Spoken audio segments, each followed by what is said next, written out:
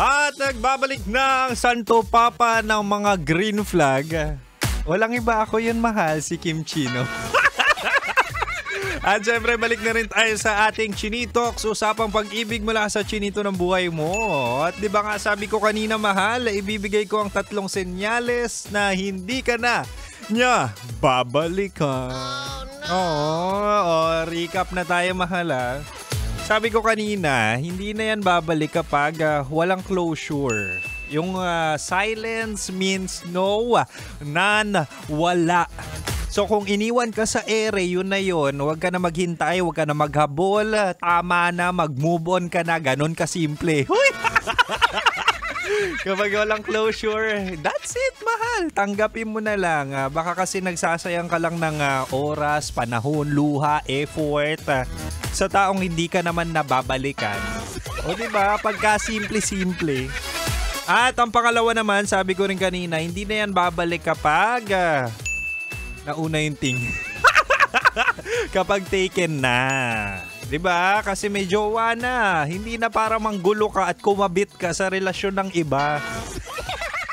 So kung sinaktan ka man, pinagpalit ka man, gumawa man ng masama sa yung tao, kung taken na siya dahil inagaw o talaga nga namang na fell out of love sa'yo, might as well, wag mo nang habulin, wag mo nang guluhin kasi ang ending niyan, ikaw ay parang asong naghahabol. At tandaan mo, hindi ka aso, tao ka. Kailangan mo rin ata ng reminder na talaga nga namang tao ka at kailangan meron kang self-worth. Kaya kung ayaw na sa'yo, might as well accept the fact na talaga nga namang sasaya na siya sa iba. Diba? Ganun ka basic. At ang pangatlo't panghuli, mahal, hindi na yan babalik kapag sinabi niya mismo wala na. So ito, kung kanina walang closure, tapos nagkaroon na ng iba, ito na yung sinasabi nating deep truths at sad truths. Hilig mo sa truths. Ito na yung katotohanan. Ito na yung sinabi na mismo galing sa kanyang bibig na utang na loob, tama na, wala ng pag-asa maging tayo. Hindi na kita mahal. Meron na akong iba, kaya na kitang iwan, kaya ko nang sumaya na meron na kaya ko nang sumaya sa iba, di ba? Yun yung mga masasakit na salita na talaga nga namang dapat mong marinig mula sa kanya para makapag-umpisa ka na, makapag-umpisang mag-move on, namnamin yung emotions, kung ano yung nararamdaman mo. Pero usually sakit yan eh. Usually pain, usually sadness. Kasi nga meron ng iba at nandun ka na sa point na kailangan mong tanggapin yung realidad na yung taong yun na minahal mo kasama sa sistema mo ay wala na. Hindi, masakit talaga, masakit. Pero nandun na rin kasi yung fact na hindi na siya babalik, kaya might as well love yourself, di ba? Wala tayong magagawa kundi magsarili na lang ulit. Diba?